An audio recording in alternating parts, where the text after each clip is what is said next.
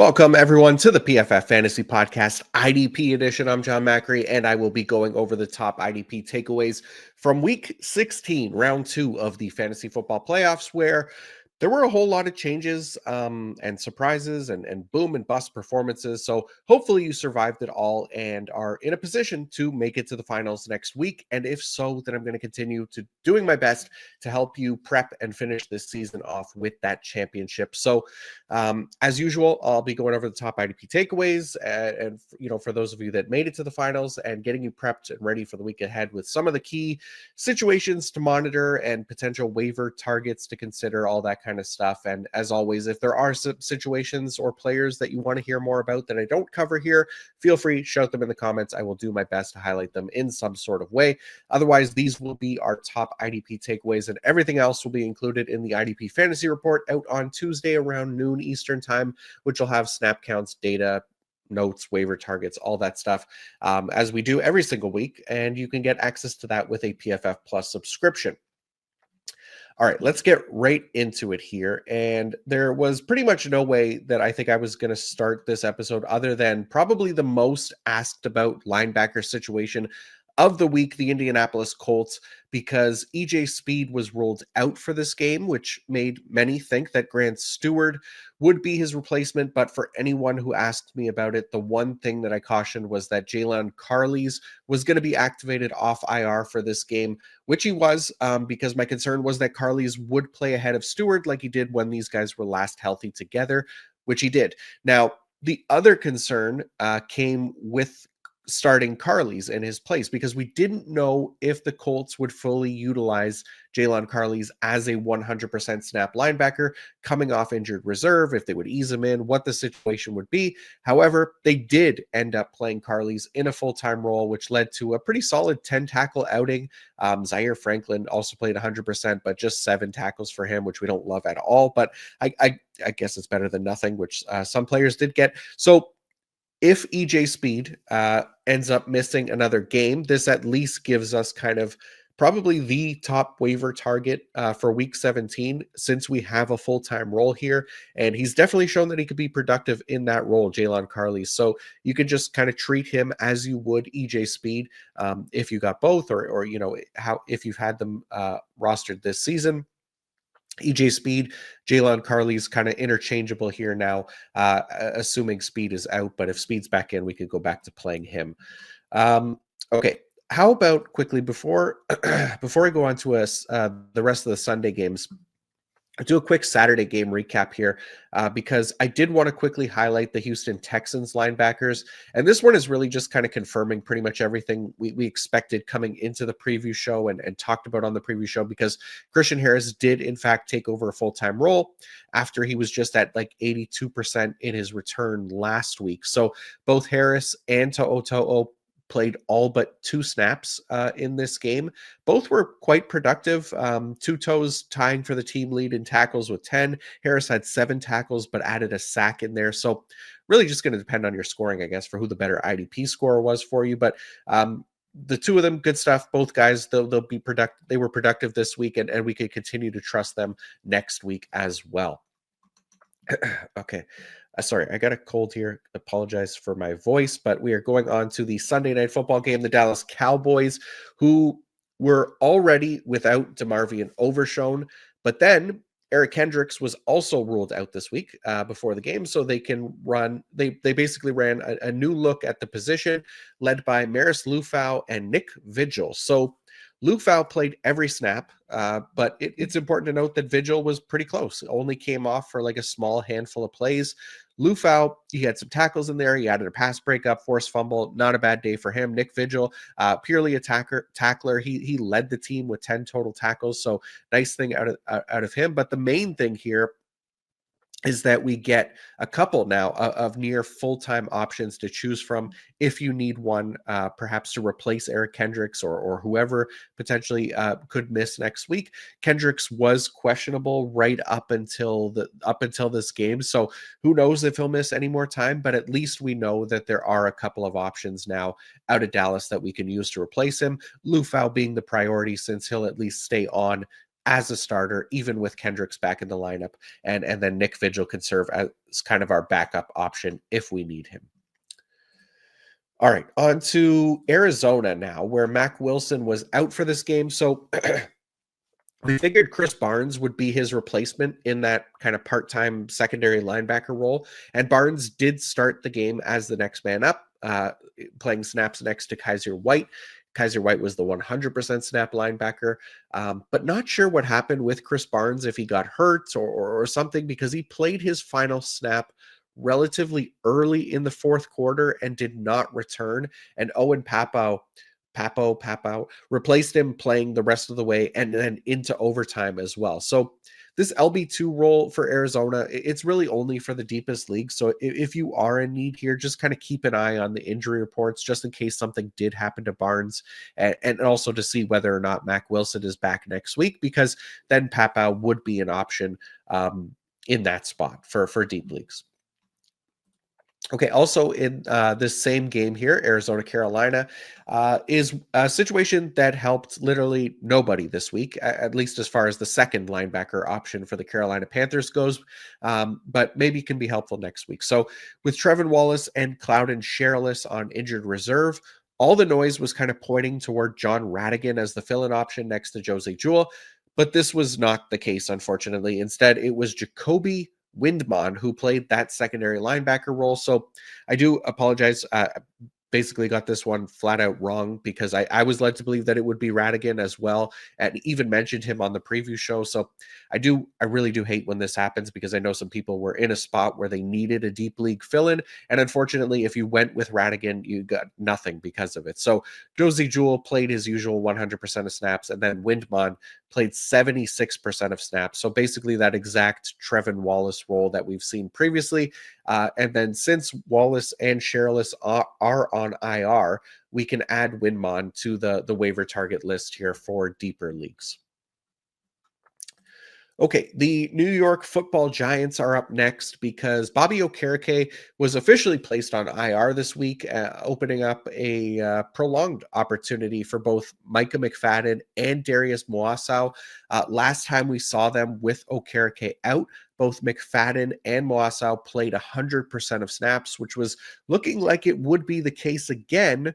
But unfortunately, McFadden got hurt late in the second quarter and did not return to the game. McFadden, he was probably a pretty popular starter this week, and he was on a solid tackle pace while he was in there, but obviously didn't get a chance to build on that because of the injury. So Ty Summers was the guy that came in to replace Micah McFadden the rest of the game. He actually played 81% of the defensive snaps in the second half, while Moassau played 100% of snaps. And Moasso, I think, only missed one snap in the game. So we don't know if McFadden's injury will knock him out for next week as well. But if he is out, then of course Moasso remains an option either way. But we can add Ty Summers to the mix as well, but more for deeper leagues, since it doesn't appear that they were going to use him in a full-time role. Like I said, 81% of snaps in the second half with McFadden out of the lineup. Okay, on to the 49ers now, because Dre Greenlaw was injured 4 snaps into this game. I believe they called it a calf injury, and it was on the same left leg where he had the Achilles injury. So don't know if him sitting out the rest of the game was serious or a precaution or what, but he did not come back in. Those 4 snaps are what he finished the game with. So D. Winters replaced Greenlaw as a starter next to Fred Warner, and he played the majority of snaps next to Fred Warner in this one, though not an every down role.